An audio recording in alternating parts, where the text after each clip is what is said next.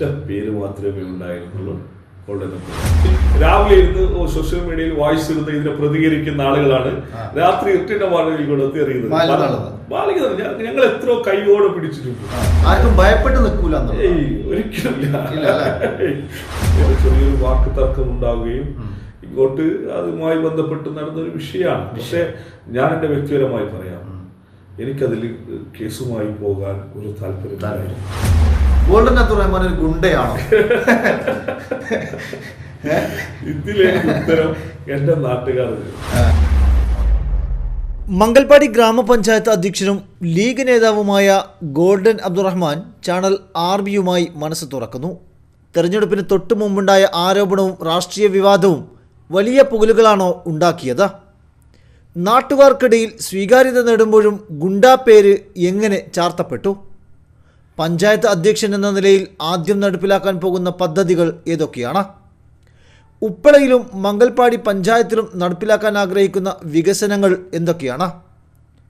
മാലിന്യ പ്രശ്നങ്ങളിലെ ശാശ്വത പരിഹാരം തുടങ്ങിയോ? ഓരോ ചോദ്യങ്ങൾക്കും വ്യക്തമായ മറുപടിയുണ്ട്. വീഡിയോ മുഴുവനായും കാണുക. സ്വാഗതം ചെയ്യുന്നു ചാനൽ RBയിലേക്ക്. പഞ്ചായത്ത് തെരഞ്ഞെടുപ്പിന് മുന്നോടിയായി കുറച്ചും പുകലുകൾ സംഭവങ്ങളൊക്കെ ഉണ്ടായിരുന്നു. ഗോൾഡൻ അബ്ദുറഹ്മാനെ കുറിച്ചിട്ടുള്ള പൊതുവായുള്ള ഒരു ജനങ്ങളുടെ ഒരു വിലയിരുത്തൽ, ഇല്ലെങ്കിൽ ജനങ്ങളുടെ അഭിപ്രായങ്ങൾ, ജനങ്ങളുമായി നിങ്ങൾ ബന്ധപ്പെടുന്ന രീതി അതെങ്ങനെയാണ്? അതായത് പലരും പല സ്റ്റൈലിയായിരിക്കാം പ്രവർത്തന രംഗത്ത്. എല്ലാവർക്കും നാടകം കളിക്കാൻ അറിയില്ലല്ലോ, ഡ്രാമ കളിക്കാൻ അറിയില്ലല്ലോ. ഞാൻ എൻ്റെതായ ഒരു ശൈലി, കാരണം ഞാൻ ഉപ്പളയിലാണ് ജനിച്ചു വളർന്നത്. എൻ്റെ ഉപ്പള എന്ന് പറയുമ്പോൾ എല്ലാവരും നല്ല മനുഷ്യരാണ്. പക്ഷേ ചില ആളുകൾക്ക് ആ ഒരു ശൈലി ഒരു നെഗറ്റീവാണ് ഒരു ഇതുണ്ടാകുന്നത്. അപ്പോൾ എൻ്റെ ജനനം എന്ന് പറയുന്നത് മംഗൽപാടി പഞ്ചായത്തിലെ ഹിദായത്ത് നഗറാണ്. അപ്പോൾ ഹിദായത്ത് നഗർ എന്ന് പറയുമ്പോൾ പല ആളുകൾക്കും പല രീതിയിലാണ് പല അഭിപ്രായം. പക്ഷെ എൻ്റെ നാട്ടിൽ ആരെയും അടിച്ചമർത്താറോ അല്ലെങ്കിൽ എന്തെങ്കിലും രീതിയിൽ എല്ലാവരും നല്ല സ്നേഹത്തോടെയാണ് കഴിയുന്നത്. പക്ഷേ പല ആളുകളും മുൻവീതിയോടെ കൂടിയാണ് പല കാര്യങ്ങളും കാണുന്നത്. ഞാനിപ്പോ ജില്ലാ പഞ്ചായത്ത് അംഗമായി, ബ്ലോക്ക് പഞ്ചായത്ത് അംഗമായി ഇങ്ങനെയൊക്കെ പ്രവർത്തിക്കുന്നത് ഏറ്റവും ചെറിയ പ്രായം മുതലാണ്. ആ പ്രായം മുതൽ വരുമ്പോൾ ഉണ്ടാകുന്ന അസൂയകള്, ചില ആളുകൾ ഉണ്ടാക്കുന്ന കഥകള്, കാര്യങ്ങളാണ്. ഞാനുമായി ബന്ധപ്പെട്ട് പ്രവർത്തിച്ച ആളുകൾക്ക് ഞാനാരും അറിയാം. പക്ഷെ ഞാൻ പറയാം, ഞാനൊരു ബ്ലാക്ക് ഒരാളെ, അപ്പൊ എന്റെ മുഖം എപ്പോ നോക്കുമ്പോൾ ഒരു ഗൗരവത്തിലുണ്ടാവും. അപ്പൊ ആ ഗൗരവത്തിലിരിക്കുമ്പോ പല ആളുകളും അതിൻ്റെതായ ഭീകരത കാണിക്കും. അതാണ് പലപ്പോഴും അതിനെ ഏറ്റെടുക്കാനും കുറച്ച് ആളുകളുണ്ട്. ഞാൻ എൻ്റെ ഈ പൊതുപ്രവർത്തന രംഗത്ത് കണ്ട ഒരു വിഷയം, നല്ലത് ചെയ്താൽ അതിനെ പറയാനും പ്രചരിപ്പിക്കാൻ ആളുകൾ കുറവാണ്. പക്ഷെ ആരെങ്കിലും ഒരാളെ കുറിച്ച് നെഗറ്റീവ് പറഞ്ഞാൽ അതിന് പ്രചരിപ്പിക്കാൻ, അതുകൾക്ക് കുറച്ച് കഥകൾ ഉണ്ടാക്കി പ്രചരിപ്പിക്കാൻ കുറെ ആളുകൾ, പ്രത്യേകിച്ച് നമ്മളെ മലയാളികൾ അറിയില്ല.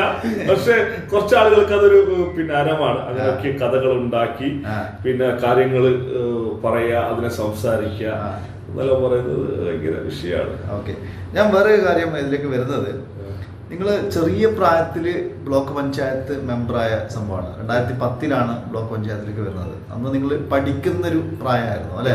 അതിന്റെ രീതി എങ്ങനെയാണ്? അന്ന് മുസ്ലിം ലീഗ് എങ്ങനെയാണ് നിങ്ങൾ ചൂസ് ചെയ്യുന്നത് അടുത്ത ബ്ലോക്കിലേക്ക്? ഞാൻ ഉപ്പള ഹയർ സെക്കൻഡറി സ്കൂളിലാണ് ആദ്യമായി MSFന്റെ സംഘടനാ പ്രവർത്തനം തുടങ്ങുന്നത്. 8ാം ക്ലാസ്സിൽ പഠിക്കുന്ന സമയത്ത്. പിന്നീട് കേരളത്തിൽ 240ഓളം ഹയർ സെക്കൻഡറികൾ അനുവദിച്ചപ്പോൾ നലക്കത്ത് സൂപ്പിയാണെന്ന് വിദ്യാഭ്യാസ മന്ത്രി, ഇവിടുത്തെ തദ്ദേശ വകുപ്പ് മന്ത്രിയും MLAയും ചെർക്കള അബ്ദുള്ള സാഹിബാണ്. അന്ന് AK ആന്റണി മന്ത്രിസഭയിൽ കുറെ +2കൾ അനുവദിച്ചപ്പോൾ എൻ്റെ ഉപ്പള ഹയർ സെക്കൻഡറി സ്കൂളിലേക്കും +2 അനുവദിച്ചു. മംഗൽപാടി പഞ്ചായത്തിലെ 4 സ്കൂളുകൾക്കും ഹയർ സെക്കൻഡറി അന്ന് അനുവദിച്ചു. അപ്പോൾ ഞങ്ങൾ ഉപ്പള സ്കൂളിൽ, അന്ന് ഞാൻ SSLC പാസ്സായ സമയമാണ്, ഉപ്പള സ്കൂളിൽ ജോയിൻ ആയി. MSFന്റെ സംഘടനാ പ്രവർത്തനത്തിൽ നേതൃസ്ഥാനത്തേക്ക് വന്നു. അങ്ങനെ വന്ന് പഞ്ചായത്ത് MSF യൂണിറ്റ് MSFന്റെ പ്രസിഡന്റും അതുപോലെ വാർഡ് MSFന്റെ പ്രസിഡന്റും പഞ്ചായത്ത് MSFന്റെ ജനറൽ സെക്രട്ടറി പ്രസിഡന്റായി ഇങ്ങനെ പ്രവർത്തന രംഗത്ത് ഇങ്ങനെ കത്തി നിൽക്കുന്ന സമയത്താണ് എൻ്റെ നാട്ടിൽ എൻ്റെ ഒരു പഞ്ചായത്ത് മുസ്ലിം ലീഗ് കമ്മിറ്റി ഒരു തീരുമാനം എടുക്കുന്നു. നിലവിൽ മത്സരിച്ച ആരും ഈ തെരഞ്ഞെടുപ്പിൽ 2010 മത്സരിക്കരുത്. പ്രിയപ്പെട്ട ഗോൾഡൻ അബ്ദുൽ ഖാദർ സാഹിബ്, മൈനാൻസി, ബഹ്റാൻ മുഹമ്മദ്, ക്യൂർ ഉസ്മാൻ സാഹിബ് ഒക്കെ സുപ്രധാനപ്പെട്ട എല്ലാ നേതാക്കന്മാരും മംഗൽപാടി പഞ്ചായത്തിന്റെ എല്ലാ ആളുകളും ആ തെരഞ്ഞെടുപ്പിൽ മാറി നിൽക്കും. മാറി നിൽക്കുമ്പോൾ എങ്ങനെ പുതുമുഖത്തിന് ചാൻസ്. പക്ഷെ പുതുമുഖങ്ങൾ എനിക്ക് ഒരു സാധ്യതയില്ല. കാരണം എന്തായാലും ഞാൻ എത്രയോ താഴെത്തട്ടിൽ ഉള്ള ഒരാളാണ്. പക്ഷെ പാർട്ടി അന്ന് പഞ്ചായത്ത് മുസ്ലിം ലീഗിന്റെ പ്രസിഡന്റ് എന്ന് പറയുന്നത് ടി എം മൂസ സാഹിബാണ്. പാർട്ടി അന്ന് എടുത്തൊരു തീരുമാനം എന്ന് പറഞ്ഞാൽ ഗോൾഡൻ റഹ്മാൻ ഈ പ്രാവശ്യം മത്സരിക്കണം. അത് നിങ്ങൾ കോളേജിൽ പഠിക്കുന്നുണ്ട്? അന്ന് ഗവൺമെന്റ് കോളേജിൽ ഡിഗ്രി ഫൈനൽ ഇയറാണ്. പക്ഷെ അതിൽ വലിയൊരു അത്ഭുതപ്പെടുത്തിയത് തന്നെ സാധാരണ രീതിയിൽ അത്ര ചെറിയ പ്രായത്തിൽ സ്വന്തം നാട്ടിലല്ലേ മത്സരം. ഒരു വാർഡിലേക്കാണോ നമ്മളൊരു പഞ്ചായത്തിലേക്കാണോ മത്സരിക്കുന്നത്? ബ്ലോക്ക് ഡിവിഷൻ എന്റെ നാട്ടിലല്ല, എന്റെ നാടിൽ നിന്ന് ഏകദേശം 5-6 കിലോമീറ്റർ അപ്പുറമുള്ള ബന്ദിയോട് ബ്ലോക്ക് ഡിവിഷനിലാണ് മത്സരിപ്പിക്കുന്നു. അവിടെ നല്ല രീതിയിൽ ജയിക്കുന്നു. നല്ല ത്രികോണ മത്സരം, BJP, LDF, UDF, നല്ല ത്രികോണ മത്സരം. അവരൊക്കെ അവിടുത്തെ ലോക്കൽ സ്ഥാനാർത്ഥികൾ, ഞാൻ മാത്രം പുറത്തുനിന്ന് പോകുന്ന സ്ഥാനാർത്ഥി. അന്ന് കേരളത്തിലെ ഏറ്റവും പ്രായം കുറഞ്ഞ 21ാമത്തെ വയസ്സിൽ മത്സരിച്ച് വിജയിച്ച ബ്ലോക്ക് പഞ്ചായത്ത് മെമ്പർ കൂടിയാണ് ഞാൻ. അന്ന് അതിനുശേഷമാണ് പ്രായം കുറഞ്ഞ ആൾക്കാരൊക്കെ അതിനുശേഷം അതായത് സ്ത്രീകളുടെ ഇടയിൽ ഉണ്ടായിരിക്കാം, പക്ഷെ പുരുഷന്മാരുടെ ഇടയിൽ പ്രായം കുറഞ്ഞ ആള്. പക്ഷെ 2010 അപരൂപമാണ് അങ്ങനെ. പക്ഷെ അതിനെക്കാട്ടി വലിയ വിഷയം ഞാനന്ന് കോളേജിൽ, ഗവൺമെന്റ് കോളേജ് എന്ന് പറയാൻ എനിക്കറിയാം, സംഘടനാ പ്രവർത്തനം നടത്തുമ്പോൾ അതിന്റെ അകത്ത് മത്സരിക്കുക എന്നതാണ് എല്ലാവരും ആഗ്രഹം. പരാജയപ്പെടും വിജയിക്കുമെന്നല്ല, അതിന്റെ അകത്ത് പ്രവർത്തിക്കുക എന്നതാണ്. ഞാൻ മത്സരിച്ച് എന്റെ വോട്ട് എണ്ണുന്നത് ഞാൻ പഠിക്കുന്ന കോളേജിന്റെ മുറ്റത്താണ്. അതുമല്ല, ഞാൻ പഠിക്കുന്ന എന്റെ ക്ലാസ് റൂമിലാണ് എന്റെ വോട്ട് എണ്ണുന്നത്. എന്നിട്ട് ആ വോട്ട് എണ്ണി പുറത്ത് വോട്ടെണ്ണൽ കേന്ദ്രം ഗവൺമെന്റ് കോളേജാണ്, മഞ്ചേശ്വരം ഗവൺമെന്റ് കോളേജാണ്. എന്നിട്ട് ആ വിജയിച്ച് അതിന്റെ പുറത്ത് വരുന്നത് ഭയങ്കര ആരവായിരുന്നു. എന്റെ ഒരു ഞാൻ പലപ്പോഴും വിചാരിക്കും എന്റെ സ്വപ്നമാണോ, എന്താണ് സ്വപ്നം കാണുകയാണോ എന്നാണ്. അല്ല, പാർട്ടി അന്നേ നിങ്ങളെ കണ്ടുവച്ചു, നിങ്ങൾക്ക് സ്ഥാനം തന്നു, സംഭവങ്ങളാക്കി, നിങ്ങളെ കൂടെ നിർത്തി. പാർട്ടിക്ക് അറിയാം, പാർട്ടി കേന്ദ്രത്തിന് നിങ്ങൾ ആരാണെന്നുള്ളത് അറിയുന്നത് കൊണ്ടാണല്ലോ പല ഘട്ടങ്ങളിലും നിങ്ങളോടൊപ്പം പാർട്ടി എല്ലാത്തിനും. പാർട്ടി എന്നോട് മാറാൻ പറഞ്ഞ സമയമുണ്ട്. 2015 പിന്നെ പാർട്ടി എന്നെ മാറ്റി നിർത്തിയതാണ്. മാറാൻ പറഞ്ഞിട്ടുണ്ട് അല്ലെ? പാർട്ടി പറഞ്ഞു ഈ പ്രാവശ്യം ഗോൾഡൻ മത്സര രംഗത്തേക്ക് വേണ്ടതാണ്. അത് ശരി, അങ്ങനെയുണ്ട്. ഒരു ഗ്യാപ്പ് ഉണ്ടായിരുന്നു അല്ലെ? 15 ഒരു ഗ്യാപ്പ് ഉണ്ടായിരുന്നു. പിന്നീട് വരുന്നത് ജില്ലാ പഞ്ചായത്തിലേക്ക്. ഞാൻ പിന്നീട് എന്റെ പഠനമായി മുന്നോട്ട് പോയി. STM-ലും പിന്നെ KVG സുള്ളിയിലാണ് LLB-ക്ക് ചേർന്നു. LLB ഫൈനൽ ഇരിക്കുന്ന സമയത്താണ് പഞ്ചായത്ത് തെരഞ്ഞെടുപ്പ്, ത്രിതല പഞ്ചായത്ത് തെരഞ്ഞെടുപ്പ്. ആ വരുന്ന സമയത്താണ് ഒരുപാട് ആളുകൾ ജില്ലാ പഞ്ചായത്ത്, അന്നൊന്നും സ്വപ്നം പോലും കാണാൻ കഴിയില്ല. ജില്ലാ പഞ്ചായത്ത് എന്ന് പറയുന്നത് എന്നെ പോലുള്ള MSF-ലും യൂത്ത് ലീഗിലുള്ള ആളുകൾക്ക് സ്വപ്നം കാണാൻ കഴിയാത്ത സംഭവമാണ്. ആ ജില്ലാ പഞ്ചായത്തിലേക്കാണ് പിന്നീട് പാർട്ടി പ്രഖ്യാപിക്കുന്നത്. ഒരുപാട് ആളുകൾ അതിലുണ്ടായിരുന്നു പാർട്ടിയുടെ ലിസ്റ്റിൽ. എന്നെയും പിന്നെ അതിൽ പരിഗണന ലിസ്റ്റിലുണ്ടെന്ന് പറഞ്ഞ് ജില്ലാ കമ്മിറ്റി അന്ന് വിളിച്ചു. അതിനിയനായ A അബ്ദുൾ റഹ്മാൻ സാഹിബ്, മരണപ്പെട്ട TA സാഹിബ് അന്ന് ജില്ലാ പ്രസിഡന്റാണ്, എന്നെ നിലയ്ക്കുന്നു. CT അഹമ്മദ് സാഹിബ് ഇന്നത്തെ ജില്ലാ പ്രസിഡന്റ്, കളക്ടർ മൈനാജ്. ഓക്കെ, അപ്പോൾ അന്ന് A അബ്ദുൽ പറഞ്ഞൊരു കാര്യം, പാർട്ടി ഒരു തീരുമാനം പറയും, അത് നിങ്ങളെല്ലാവരും അനുസരിച്ച് പ്രവർത്തിച്ചോണം. അപ്പൊ ഞാൻ വിചാരിച്ചെന്താ, എല്ലാ ലിസ്റ്റും ഉണ്ടല്ലോ, ആരെങ്കിലും ഒരാൾ ഇവർ സെലക്ട് ചെയ്തിട്ടുണ്ടാകും, പണിയെടുക്കാനുള്ള ആളായിരിക്കാം. പക്ഷെ എന്നെ അത്ഭുതപ്പെടുത്തിയത്, ഞാൻ നാട്ടിലേക്ക് എത്തി, എല്ലാവരും ടോപ്പ് ലീഡേഴ്സ്, ജില്ലാ ലീഗിന്റെ ഭാരവാഹികൾ, മണ്ഡല ലീഗിന്റെ ഭാരവാഹികൾ, പഞ്ചായത്ത് ലീഗിന്റെ ഭാരവാഹികളൊക്കെ ഞാൻ നാട്ടിലേക്ക് എത്തിയപ്പോൾ കാണുന്നത് പ്രിയപ്പെട്ട നേതാക്കന്മാരുടെ പത്രസമ്മേളനമാണ്. ആ സമ്മേളനത്തിൽ പ്രഖ്യാപിക്കുന്നതാണ്. ഈ ബ്ലോക്കിലെ പ്രവർത്തനം എങ്ങനെയായിരുന്നു? 5 വർഷം നിങ്ങൾ ജനങ്ങളുമായിട്ടുള്ള അല്ലെങ്കിൽ നാടിനുള്ള വികസന കാര്യത്തിൽ നിങ്ങളെ പ്രവർത്തനം എങ്ങനെയായിരുന്നു? ഒരു ഹൈവേ മാത്രമായിരുന്നു എന്റെ അപ്പുറം. ഹൈവേന്റെ ഇപ്പുറത്ത് എന്റെ കോളേജും, ബ്ലോക്കിന്റെ ഹൈവേന്റെ ഇപ്പുറത്ത് എന്റെ കോളേജും, അപ്പുറത്ത് ബ്ലോക്ക് ഓഫീസും. ക്ലാസ്സിലേക്ക് പോകും, ബ്ലോക്കിലേക്ക്. ബ്ലോക്ക് എന്ന് പറയുമ്പോൾ ഗ്രാമപഞ്ചായത്ത് പോലെ സ്ഥിരം ആളുകൾ കയറി ഇറങ്ങുന്ന സ്ഥലമല്ല. അവിടെ അങ്ങനെ നിങ്ങൾക്ക് ഒരു വികസനം എത്രത്തോളം ചെയ്യാൻ പറ്റിയിട്ടുണ്ട്? അന്നത്തെ പരിമിതി വെച്ചുകൊണ്ടുള്ള പ്രവർത്തനങ്ങൾക്കൊക്കെ അന്ന് നേതൃത്വം കൊടുക്കാൻ പറ്റും. അന്നൊക്കെ ബ്ലോക്ക് എന്ന് പറയുമ്പോൾ പുതിയ റോഡുകൾ ഏറ്റെടുക്കാൻ പറ്റുള്ളൂ, നിലവിലുള്ള റീത്താറിങ് പറ്റില്ല. അതുപോലെ ഇത്ര 6 മീറ്റർ, ഒരുപാട് മാറ്റങ്ങൾ. ജില്ലാ പഞ്ചായത്തിൽ വന്ന് ജയിച്ചു നിങ്ങൾ? ജില്ലാ പഞ്ചായത്തിൽ വന്നപ്പോൾ ഞാനെല്ലാം സർക്കാർ സ്കൂളിലാണ് പഠിച്ചത്. 1 മുതൽ ഡിഗ്രി വരെ സർക്കാർ സ്കൂളിൽ. LLBക്ക് മാത്രമാണ് ഫിനാൻഷ്യൽ മാനേജ്മെന്റിലേക്ക് പോയത്.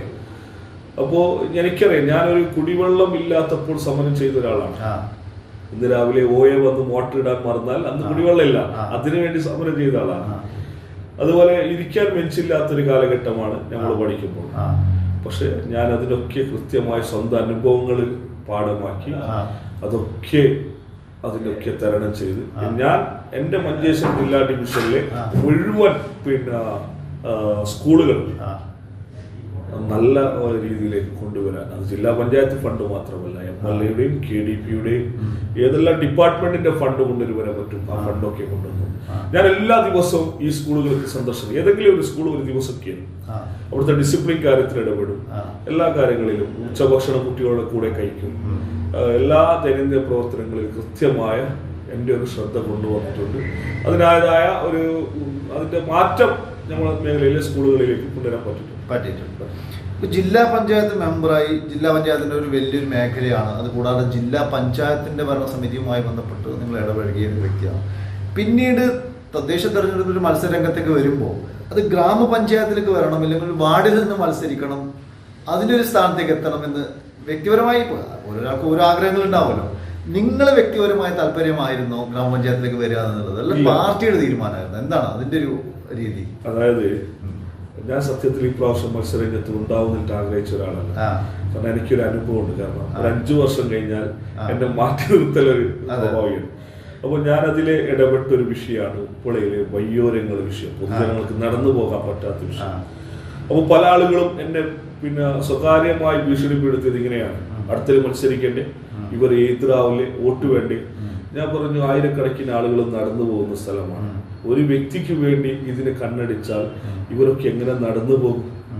അപ്പോൾ ഞാൻ ഉറപ്പിച്ചിട്ടുണ്ടായിരുന്നു എന്നെ എന്തായാലും ഒരു പ്രാവശ്യത്തേക്ക് ഉണ്ടാകും. കാരണം മംഗൽപാടിൻ്റെത് അങ്ങനെയാണ്, ഒരു പ്രാവശ്യം മത്സരരംഗത്തേക്ക് വന്നാൾ മറ്റൊരു പ്രാവശ്യം വരുമ്പോൾ അത് മാറ്റി നിർത്തി മറ്റൊരാൾക്ക് അവസരം കൊടുക്കും. അങ്ങനെ MSFയിലെ മംഗൽപാടിയിൽ തുടർച്ചയായി അവസരങ്ങൾ നൽകാറില്ല, പൊതുവേ നൽകാറില്ല. ഗോൾഡൻ അബ്ദുൽ ഖാദർ സാഹിബിന് ശേഷം നൽകാറില്ല.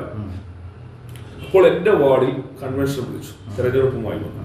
എന്റെ 2ാം വാർഡ് എന്ന് പറയുന്നത് ലീഡർമാർ ഒരു നിര തന്നെ ഉള്ള ഒരു. 2ാം വാർഡിൽ നിങ്ങളെ വീടാണ് ഉപ്പള ടൗൺ മുതൽ ഉപ്പളക്കെട്ട് ഭഗവതി വരെയുള്ളതാണ് 2ാം വാർഡ്. അപ്പൊ അതിലെല്ലാ ടോപ്പ് ലീഡേഴ്സ്, എല്ലാം സംസ്ഥാന മുസ്ലിം ലീഗിന്റെ പ്രവർത്തക സമിതി അംഗം മുതൽ വാർഡ് ഇങ്ങനെ അവരുള്ള ആളുകളുണ്ട്. അതിൽ ജില്ലാ പ്രവർത്തക സമിതി അംഗങ്ങളുണ്ട്, ജില്ലാ മണ്ഡല ഭാരവാഹിക്ക്, പഞ്ചായത്ത് ഭാരവാഹികളും, എല്ലാ ടോപ്പ് ലീഡേഴ്സും പ്രൊഫസറുകളെല്ലാം പോകും. അവിടെ കൺവെൻഷനിൽ അന്ന് ഒരു കൺവെൻഷനിൽ 400 ആളുകൾ കൂടിയിട്ടുണ്ടായിരുന്നു, ചെറുതും വലുതും എല്ലാവരും. ഒറ്റ പേര് മാത്രമേ ഉണ്ടായിരുന്നുള്ളൂ, golden Abdul Rahman. Ward committee നിർദ്ദേശിച്ച ഒറ്റ ഒരു പേര്, കമ്മിറ്റി അല്ല, ഒരു നാട് കൺവെൻഷൻ വിളിച്ചു ചേർത്ത് 450 ആളുകൾ കൂടിയിട്ട് ഒറ്റ പേരാണ് ഗോൾഡൻ അബ്ദുൽ റഹ്മാൻ. അത് വാർഡിലേക്ക് വേണം, ആ വാർഡിലേക്ക് വേണമെന്നുള്ള ആ തീരുമാനം. ഒറ്റ പേര് പഞ്ചായത്തിന് പോയി, പഞ്ചായത്ത് മണ്ഡലം ജില്ലാ സംസ്ഥാനം വരെ പോയിട്ട് ആ ഒരു പേര് അംഗീകരിച്ചു വന്നു. പിന്നീട് ഈ അധ്യക്ഷ പദവിയിലെത്തുന്നു. ഇപ്പൊ നിങ്ങൾ മംഗൽപാടി ഗ്രാമപഞ്ചായത്തിന്റെ പ്രസിഡന്റാണ്. പ്രസിഡന്റ് എന്ന നിലയിലാണല്ലോ നിങ്ങളെ കാണാൻ വന്നത്. അപ്പൊ നിങ്ങൾക്കൊരു ലക്ഷ്യം ഉണ്ടാവും. ഇപ്പൊ നിങ്ങൾ അങ്ങനെ ഒരു പേര് പോകുമ്പോൾ, അല്ലെങ്കിൽ അതിന് മുമ്പേ നിങ്ങൾക്ക് ഒരു സ്വപ്നം ഉണ്ടാവും, ഒരു പ്രസിഡന്റായി ഞാൻ വന്നാൽ മംഗൽപാടി പഞ്ചായത്തിൽ എനിക്ക് ഇന്നതൊക്കെ ചെയ്യാൻ സാധിക്കും, എൻ്റെ ഭരണ മികവ് കാണിക്കണം.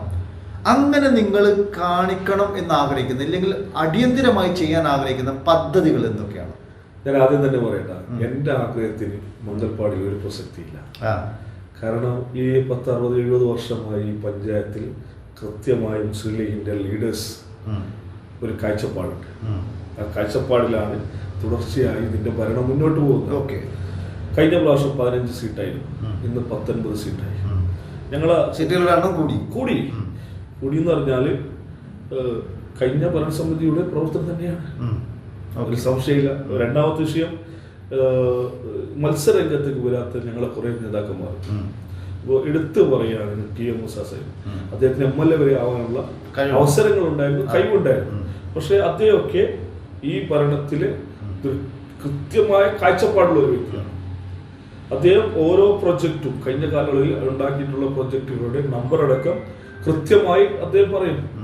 അങ്ങനെ കുറച്ച് ആളുകൾ ഇതിന്റെ പിറകിൽ ഒരുപാട് പ്രവർത്തിക്കുന്നുണ്ട്. ആ പ്രവർത്തിക്കുമ്പോൾ അവരുടെ കാഴ്ചപ്പാടുകളാണ് കഴിഞ്ഞ കാലങ്ങളിൽ ഈ നാട്ടിന് വേണ്ടി ചെയ്തിട്ടുള്ളത്. അതാണ് ജനങ്ങളെ ഏറ്റെടുക്കുകയും വരുന്ന തിരഞ്ഞെടുപ്പുകളിലൊക്കെ അവർ കൃത്യമായി അതായത് പഞ്ചായത്ത് ഭരണത്തിൽ പോലും മുസ്ലിം ലീഗിന്റെ നേതൃത്വം കാര്യമായി നോക്കുന്നു, വീക്ഷിക്കുന്നുണ്ട്, ഇടപെടുന്നുണ്ട് എന്നുള്ളതാണ്. മാത്രമല്ല ഓരോ ദൈനംദിന പ്രവർത്തനങ്ങളും ആളുകൾ ഇവിടെ സർവീസ് കിട്ടിയില്ലെങ്കിൽ കൃത്യമായി പരാതി വരാൻ പാടില്ല എന്നുള്ളത് പാർട്ടി നേതൃത്വത്തോട് പറയുന്നുണ്ട്. ഞാൻ 10 മണിക്ക് എത്തിയില്ലെങ്കിൽ അതടക്കം എന്റെ പാർട്ടി നേതൃത്വത്തെ വിളിച്ചു പറയുന്നു, പ്രസിഡന്റ് എത്തിയില്ല. പാർട്ടി നേതൃത്വം വിളിച്ചു ചോദിക്കുന്നു എവിടെ പോയി.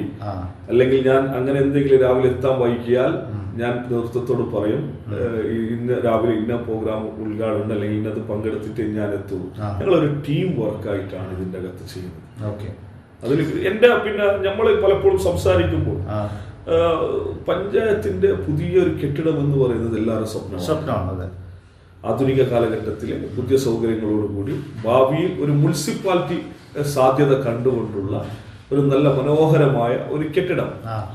അതുപോലെ ഉപ്പളയുടെ മുഖച്ഛായ മാറ്റിയത് എന്ന് പറയുന്നത് ഗോൾഡൻ അബ്ദുൽ ഖാദർ സാഹിബിന്റെയും സിദ്ദു കുഞ്ഞാജിയുടെയും ഒക്കെ ആ ഒരു കാലഘട്ടത്തിൽ കൊണ്ടുവന്ന ഉപ്പള ബസ് സ്റ്റാൻഡ് അത് ഒന്ന് പുതിയ കാലഘട്ടത്തിലേക്കുള്ള ചുവടുവെപ്പുകൾ നടത്തേണ്ടതുണ്ട്. അതിന്റെ പുതിയ ബസ് സ്റ്റാൻഡ് കോംപ്ലക്സ്, ബസ്സുകൾ പാർക്ക് ചെയ്യാൻ പാർക്കിംഗ് സെന്റർ, ആധുനിക രീതിയിലുള്ള ഫിഷ് മാർക്കറ്റ്, അതുപോലെ എല്ലാ രീതിയിലും ടോയ്ലറ്റ് എന്ന് പറയുന്നത് നമുക്ക് പ്രധാനപ്പെട്ട ഒരു സംഭവമാണ്. ഇപ്പോൾ ശുചിത്വം പാലിക്കേണ്ട ഒരു വിഷയം. അപ്പോൾ അങ്ങനെയൊക്കെയുള്ള ഒരു സംഭവം മനസ്സിലുണ്ട്. പിന്നെ ഒരുപാട് സർക്കാർ സ്ഥാപനങ്ങളൊക്കെ പഴയതാണ്, അതിനൊക്കെ പുതിയ ഹൈടെക് ആക്കി കൊണ്ടുവരേണ്ട കാര്യങ്ങളുണ്ട്. പിന്നെ വിദ്യാഭ്യാസ മേഖലയിൽ കാസർഗോഡ് ജില്ലയിൽ തന്നെ ഒരു 5 ഹൈസ്കൂളും ഹയർ സെക്കൻഡറിയും സർക്കാർ മേഖലയിലുള്ള ഒരു പഞ്ചായത്ത് എന്ന് പറയുന്നത് ഇതാണ്.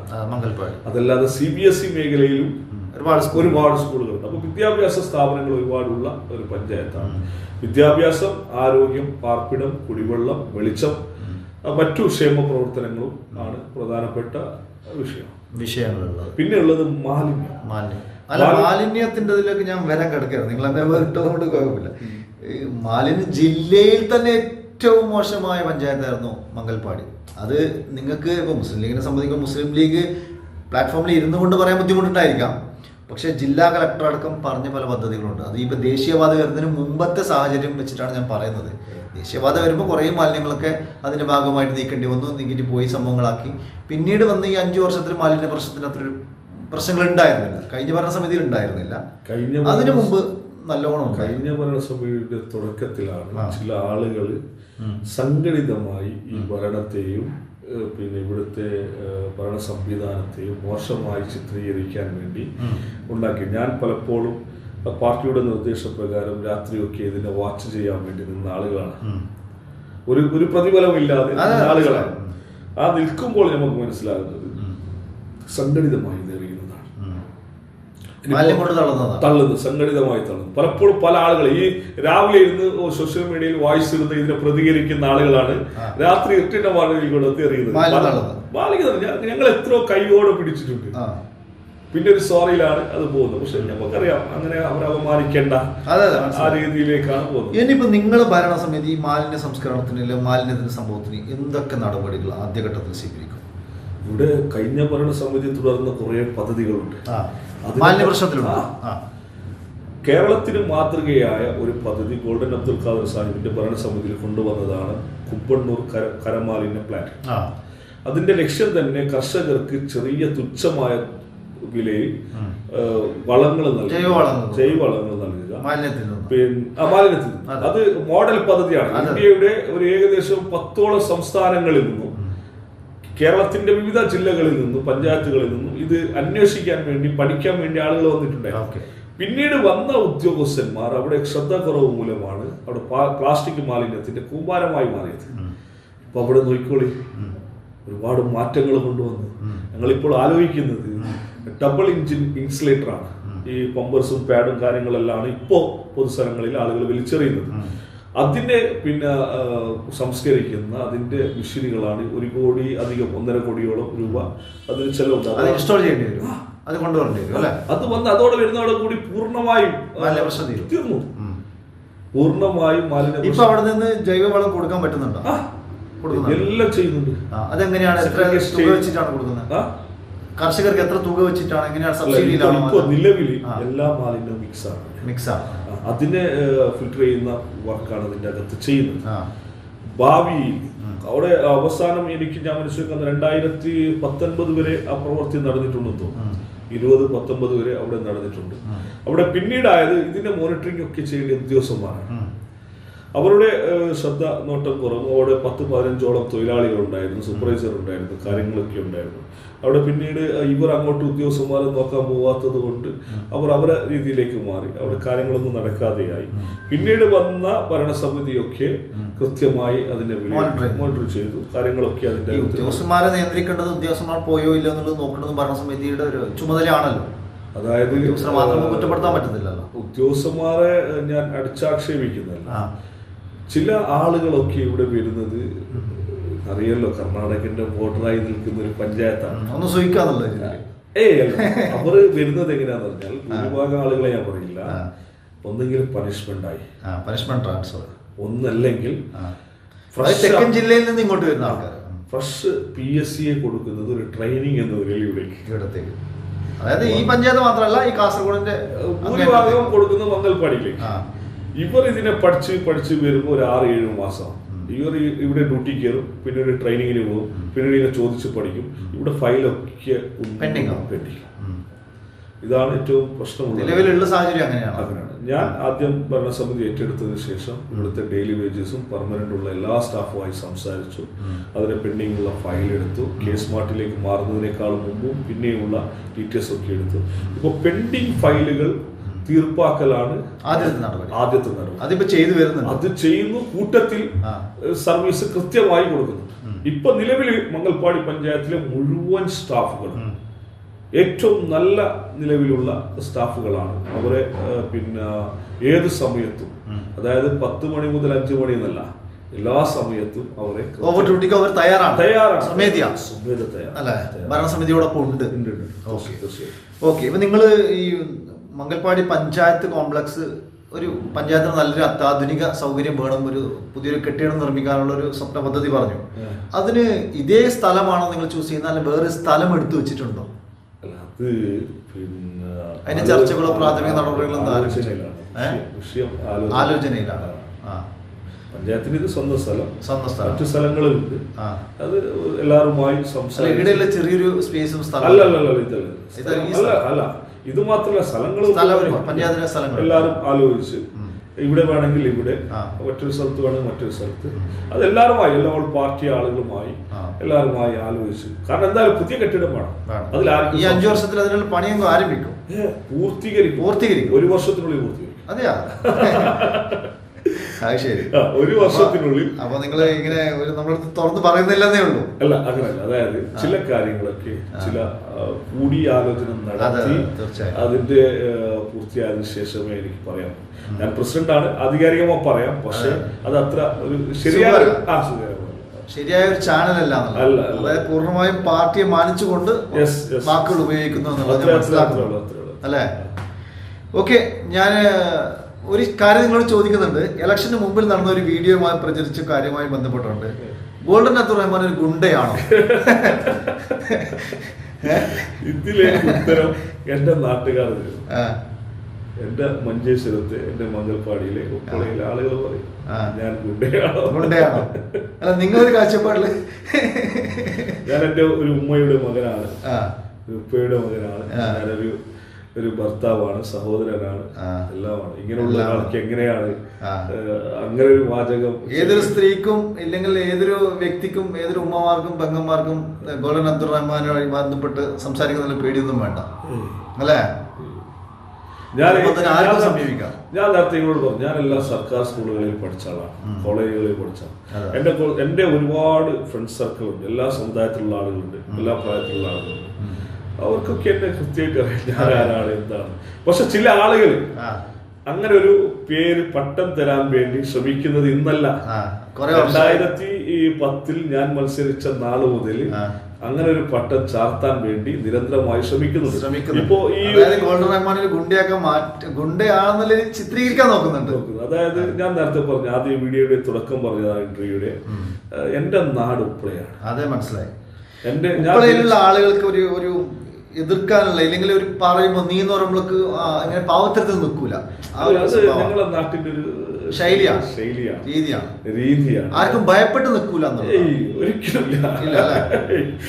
പക്ഷെ നിങ്ങളെ സ്വഭാവത്തിൽ നിന്ന് പല ആൾക്കാരും തിരിതിരിക്കുന്നുണ്ടാവാം. അതെന്നെ പഠിക്കാത്തത് കൊണ്ടാണ്. ഞാൻ അതിലെന്താ ചെയ്യേണ്ടത്? എനിക്കൊന്നും അതിൽ പറയാൻ പറ്റില്ലല്ലോ. കാരണം ഒരു മനുഷ്യനെ അറിയണമെങ്കിൽ അവന്റെ കൂടെ ഒരു ദിവസം യാത്ര ചെയ്യണം. ഞാൻ ഒരുപാട് യാത്ര ചെയ്യുന്ന ആളാണ്. അതാണ് ഞാൻ ഈ ജില്ലാ പഞ്ചായത്തിൽ നിൽക്കുന്ന സമയത്ത് ഞാൻ ഒരിക്കലും പ്രസിഡന്റുമായി പദ്ധതിക്ക് അടികൂടിയിട്ടേ ഇല്ല. എനിക്ക് കൃത്യമായ ഒരു കാഴ്ചപ്പാടുണ്ട്. ആ കാഴ്ചപ്പാട് പ്രകാരം ഞാൻ പ്രസിഡന്റിനെ ഇടപെടും. ആ പദ്ധതികൾ ഉണ്ടാക്കുന്ന സമയത്ത് കൃത്യമായ കാര്യങ്ങൾ ഇടപെടും. കാരണം എനിക്കറിയാം, എൻ്റെ നാടിനെ കുറിച്ച് എനിക്ക് കൃത്യമായ കാഴ്ചപ്പാടുണ്ട്. കുടിവെള്ളം സംരക്ഷിക്കുന്നതുമായി ബന്ധപ്പെട്ട്, മാലിന്യവുമായി ബന്ധപ്പെട്ട്, ഭാവി തലമുറയ്ക്ക് ഈ ഒരു സാഹചര്യം കഴിഞ്ഞുപോയ തലമുറയാണ് നമുക്ക് തന്നത്. തിരിച്ചു വരാൻ പോകുന്ന പുതിയ തലമുറയ്ക്ക് ഇതിനെ കൈമാറേണ്ടതുണ്ട്. ഇതുപോലെ തന്നെ ഇതിലും സുന്ദരമായി നമ്മൾ കൈമാറണമെങ്കിൽ കുറെ കാര്യങ്ങൾ ദീർഘവീക്ഷണത്തോട് നമ്മൾ ചെയ്യണം. അങ്ങനെ ചെയ്യുമ്പോൾ പല ആളുകളും വിചാരിക്കും, ചില കാര്യങ്ങൾ കർക്കശമായി തീരുമാനങ്ങൾ പറയുമ്പോൾ പറയും, ഇദ്ദേഹം എന്താണ് ഇങ്ങനെ. അതെ അതെ. ഇപ്പൊ ഇത് തെരഞ്ഞെടുപ്പിലെ സമയത്ത് നിങ്ങൾക്ക് അങ്ങോട്ട് കൊണ്ടുപോകും, അത് പൊളിറ്റിക്കലാണ്, രാഷ്ട്രീയമാണ്. നിങ്ങൾ എതിർ സ്ഥാനാർത്ഥിയുമായി ബന്ധപ്പെട്ട് പാർട്ടി തലത്തിൽ ഒരു കേസുകളും സംഭവങ്ങളൊക്കെ ഉണ്ട്. അത് അങ്ങോട്ട് രണ്ട് കൂട്ടരും അങ്ങോട്ടും കേസായിട്ടുണ്ട്. യഥാർത്ഥത്തിൽ എന്താണ് നിങ്ങളെ ഇലക്ഷൻ സമയത്ത് വന്ന ഒരു പ്രശ്നങ്ങൾ എന്തായിരുന്നു സംഭവങ്ങൾ? തെരഞ്ഞെടുപ്പ് വിജയിച്ചതിന് ശേഷം ഞങ്ങളെ വാർഡിലെ വോട്ടർമാരെ അഭിവാദ്യം ചെയ്ത് പോയിക്കൊണ്ടായിരുന്നു. ആ പോകുന്ന സമയത്ത് സ്വാഭാവികമായും അതിന്റെ വിജയാഹ്ലാദം നടത്തുമല്ലോ. സ്വാഭാവികമല്ല, രാജ്യത്ത് അത് സർവ്വസ്വാഭാവികമാണ്. ആ പോകുന്ന സമയത്തൊന്നും അവിടെ ചെറിയൊരു വാക്ക് തർക്കം ഉണ്ടാവുകയും ഇങ്ങോട്ട് അതുമായി ബന്ധപ്പെട്ട് നടന്നൊരു വിഷയമാണ്. പക്ഷെ ഞാൻ എൻ്റെ വ്യക്തിപരമായി പറയാം, എനിക്കതിൽ കേസുമായി പോകാൻ ഒരു താല്പര്യമില്ല. പക്ഷേ ഞങ്ങൾ പ്രവർത്തകന്മാർ വിജയാഹ്ലാദവുമായി മാന്യമായി ഒരു PW റോഡിലൂടെ പോകുമ്പോൾ ഉണ്ടായ വിഷയത്തിൽ അതിൽ ജാഥയിൽ വന്ന ആളുകളെ, അതിൽ ഇന്നസെന്റായ ഒരു ബന്ധമില്ലാത്ത കുറെ ആളുകളെ, ഒരു വീട്ടിലെ 2-3 ആളെല്ലാം, അതിലെ 5 പ്രതികളിൽ 2 ബ്രദേഴ്സാണ്, 2 ബ്രദേഴ്സാണ്, 4 ആളും സ്വന്തം സഹോദരന്മാരാണ്. അവരൊക്കെ കള്ളക്കേസിൽ ഇടുമ്പോൾ സത്യസന്ധമായി നടന്ന വീഡിയോ ഞങ്ങൾ അത് ഉദ്യോഗസ്ഥന്മാരെ കാണിച്ചു. അങ്ങനെ ഇതില് പക്ഷെ ഞാൻ ചോദിക്കട്ടെ, ഞങ്ങൾ ചെയ്തത് എന്താ? അതൊന്ന് കാണിക്കട്ടെ. ആ വീടും പരിസരവും ഒക്കെ മുഴുവനായി CC ക്യാമറയാണ്. അപ്പൊ അങ്ങനെ CC ക്യാമറ ഇരിക്കും. നമുക്ക് വൈൻഡപ്പ് ചെയ്യാൻ സമയമായിക്കൊണ്ട് വന്ന് അതിൽ വേറെ ചെറിയൊരു കാര്യം ചോദിക്കുന്നുണ്ട്. അതൊരു പൊതുവായിട്ടുള്ള ഒരു ചോദ്യമാണ് എങ്കിലും, നിങ്ങൾ ഇലക്ഷന് തൊട്ട് മുമ്പ് ഒരു വീഡിയോ പ്രചരിക്കുകയുണ്ടായി. നിങ്ങളൊരു വ്യക്തിയെ എന്തോ റോഡിൽ നിന്ന് മാറ്റി ഉണ്ടായിസം കാണിച്ചു, സംഭവങ്ങളൊക്കെ വന്നു. ആ സംഭവം കഴിഞ്ഞതാണ്. അതിനെക്കുറിച്ച് ഞാൻ കൂടുതലൊന്നും ചോദിക്കാൻ ആഗ്രഹിക്കുന്നില്ല. എങ്കിൽ അതുപോലെ പല ആളുകൾക്കും മനസ്സിന്റെ വിഷമങ്ങളും പ്രയാസങ്ങളും കാര്യങ്ങളൊക്കെ വന്നിട്ടുണ്ടാകും. നിങ്ങൾക്കുണ്ടാകാം, ഇല്ലെങ്കിൽ പല ആളുകൾക്കും ഉണ്ടാകാം. അങ്ങനെ ഉണ്ടെങ്കിൽ ഇപ്പൊ നിങ്ങളൊരു പഞ്ചായത്ത് അധ്യക്ഷൻ എന്ന നിലയിൽ ഒരു വൈരാഗ്യ ബുദ്ധിയോടെ പെരുമാറുന്ന സ്വഭാവം അതല്ല. എല്ലാവരും സുതാര്യമായി കാണും, ഒരാളടുത്തും വൈരാഗ്യമില്ല, ഞാൻ പക്കയാണ്, എൻ്റെ അടുത്തേക്ക് ആർക്കും സമീപിക്കാം എന്നുള്ള മെസ്സേജാണോ? എങ്ങനെയാണ് ഒരു മെസ്സേജ് നിങ്ങൾ നൽകുക? പഞ്ചായത്ത് പ്രസിഡന്റ് എന്ന നിലയിലല്ല, ഒരു സാധാ മുസ്ലിം പ്രവർത്തകൻ എന്ന നിലയിൽ ആർക്ക് വേണമെങ്കിലും വരാം. കാരണം ഞങ്ങളുടെ നിലപാട് എപ്പോഴും തുറന്ന പുസ്തകം പോലെയാണ്. അദ്ദേഹം ഏത് പ്രകോപനത്തിന്റെ ഫലമായിട്ടാണ് അങ്ങനെ ഒരു സ്റ്റേറ്റ്മെന്റ് കൊടുത്തതെന്ന് എനിക്കറിയില്ല. അദ്ദേഹം അങ്ങനെ ഒരു സംഭവം ആ പരിസരത്ത് നടന്നിട്ടേ ഇല്ല. അദ്ദേഹം പത്തോടി പറയുന്ന റോഡിന്റെ സൈഡാണ് ഇത് ഈ കച്ചവടം ചെയ്തുകൊണ്ടായിരുന്നത്. അവിടെ ഈ കച്ചവടം ചെയ്യുന്ന സമയത്ത് മണിക്കൂറുകളോളം വാഹനങ്ങൾ ബ്ലോക്കാകുന്നു, ഹൈവേക്ക് കയറാൻ പറ്റുന്നില്ല. അങ്ങനെയുള്ള പ്രശ്നം ഇരിക്കുമ്പോൾ സംസാരിച്ചുകൊണ്ടാണ് അദ്ദേഹം സ്വമേധം മാറിപ്പോവുകയും അദ്ദേഹം ഇപ്പോൾ കച്ചവടം ചെയ്യുന്നത് ഹൈവേയുടെ സൈഡ് തന്നെയാണ്, പോസ്റ്റ് ഓഫീസിന്റെ സൈഡ് തന്നെയാണ്. പക്ഷേ ചില ആളുകൾ ഇപ്പോഴൊരു ബുദ്ധിമുട്ടില്ല, ആ സ്ഥലം നിങ്ങൾക്ക് ഇപ്പൊ തന്നെ പോവാം. അദ്ദേഹം അതിനുശേഷം അദ്ദേഹം പല ആളുകളെ വിട്ടു പറഞ്ഞു, എന്നോട് പിന്നെ പൊരുത്തപ്പെടണം, മാപ്പാക്കണം, ഞാനത് പ്രകോപനം കൂടെ എന്നെ ആളുകൾ ചതിച്ചതാണെന്നെല്ലാം പറഞ്ഞിട്ട്. അത് തെരഞ്ഞെടുപ്പിന് മുമ്പിൽ വന്ന ഒരു വീഡിയോ ആയിരുന്നു. 24 മണിക്കൂർ നിങ്ങൾക്കെതിരെ മനഃപൂർവ്വം ഉണ്ടാക്കിയ വീഡിയോ. ഞാനതിന്റെ അപ്പം തന്നെ അതിന്റെ പിന്നെ സംഭവങ്ങൾ വിശദീകരിച്ച് ജനങ്ങളോട് അപ്പം തന്നെ വീഡിയോ അത് കണ്ടു. നിങ്ങൾ വീഡിയോ കാണുമ്പോഴാണ് ഞങ്ങൾ അത് ശ്രദ്ധിക്കുന്ന പോലും തിരിച്ച് അതിന്റെ കാര്യങ്ങൾ പറഞ്ഞു. പക്ഷെ ആ മാധ്യമ പ്രവർത്തകൻ എന്തിനാണ് അത് ചെയ്തതെന്ന് എനിക്ക് ഇപ്പോഴും മനസ്സിലാവുന്നത്. കാരണം ഇപ്പൊ കോവിഡാന്തര കാലത്ത് പല സേവനങ്ങൾക്കും എന്നെ വിളിച്ചതാണ്. എനിക്ക് ജീവിതത്തിൽ കണ്ടിട്ട് പോലും അദ്ദേഹത്തിന് ഇരിക്കില്ല. ആളെ പേര് പറയുന്നു, അദ്ദേഹം പറഞ്ഞ ചില കാര്യങ്ങളൊക്കെ സത്യസന്ധമായി ന്യായമുള്ള വിഷയങ്ങളാണ്. ഭക്ഷണം കിട്ടാത്തതും കിറ്റ് കിട്ടാത്തതും അവിടെ കോവിഡാന്തര കാലത്ത് പലപ്പോഴും പല ആളുകളും അവിടെ ബാക്കിയാണ്. അതൊക്കെ പറയുമ്പോൾ ഞാനത് ഒരു പൊതുപ്രവർത്തകൻ എന്ന നിലയിൽ ചെയ്തു കൊടുത്താണ്. പക്ഷെ എന്താണ് അദ്ദേഹം ചെയ്തത്? കഴിഞ്ഞത് കഴിഞ്ഞു. ഇപ്പൊ ആ മനുഷ്യരായാലും ആരായാലും ഗോൾഡൻ റഹ്മാനായിട്ട് ഒരു മുൻവൈരാഗ്യമോ കാര്യങ്ങളോ സംഭവങ്ങളോ ഒന്നുമില്ല എന്നാണ് ഞാൻ മനസ്സിലാക്കുന്നത്. നിങ്ങളുടെ സ്വഭാവത്തിൽ നിന്ന് അല്ലെങ്കിൽ നിങ്ങൾ പറയുന്ന വാക്കുകളിൽ നിന്നാണ് ഞാൻ ഉൾക്കൊള്ളുന്നത്. ഞങ്ങൾക്ക് അങ്ങനെയല്ലേ മനസ്സിലാക്കാൻ പറ്റുള്ളൂ അല്ലെ? നമ്മളൊരു മാധ്യമ പ്രവർത്തന ജീവിതത്തിൽ പല ആളുകളായിട്ട് ബന്ധപ്പെടുന്ന ആൾക്കാരാണ്. പല വ്യക്തികളും വ്യക്തിബന്ധം സൂക്ഷിക്കുന്നുണ്ട്. അതേപോലെ ഒരു വ്യക്തിബന്ധം സൂക്ഷിക്കുന്ന ഒരാളാണ് നിങ്ങളും. നിങ്ങളിപ്പോൾ ഞങ്ങൾക്ക് വർഷങ്ങളായിട്ട് അറിയാം. നിങ്ങളിൽ നിന്ന് ഞങ്ങൾക്കൊരു മോശാനുഭവം ഇല്ലാത്തത് കൊണ്ടാണ് നമുക്ക് നിങ്ങളോടുള്ളൊരു വിശ്വാസം കൂട്ടുറപ്പിക്കാൻ പറ്റുന്നത്. അനുഭവം കൊണ്ടാണല്ലോ പലരും പഠിക്കുന്നത്. അപ്പോൾ പലർക്കും പല പ്രശ്നങ്ങളും പ്രയാസങ്ങളും വിഷമങ്ങളും വന്നിട്ടുണ്ടെങ്കിൽ പോലും അതൊക്കെ മറന്നുകൊണ്ട് മുന്നോട്ട് ഒരു പഞ്ചായത്ത് അധ്യക്ഷ സ്ഥാനം ഏറ്റെടുത്തെന്ന നിലയിൽ നല്ല രീതിയിൽ മുന്നോട്ട് പോകാൻ എല്ലാവിധ ഭാവങ്ങളും നേരുന്നു, ആശംസിക്കുന്നു. സമയപരിമിതി കൊണ്ട് നമുക്ക് നിർത്തേണ്ടി വന്നു. എല്ലാവിധ ആശംസകളും. ഓക്കെ, ഒരുപാട് മുന്നേറാനും പഞ്ചായത്ത് നല്ല രീതിയിലേക്ക് ഉയർച്ചയിലേക്ക് കൊണ്ടുപോകാൻ സാധിക്കട്ടെ എന്ന് ആശംസിക്കുന്നു. Thank you.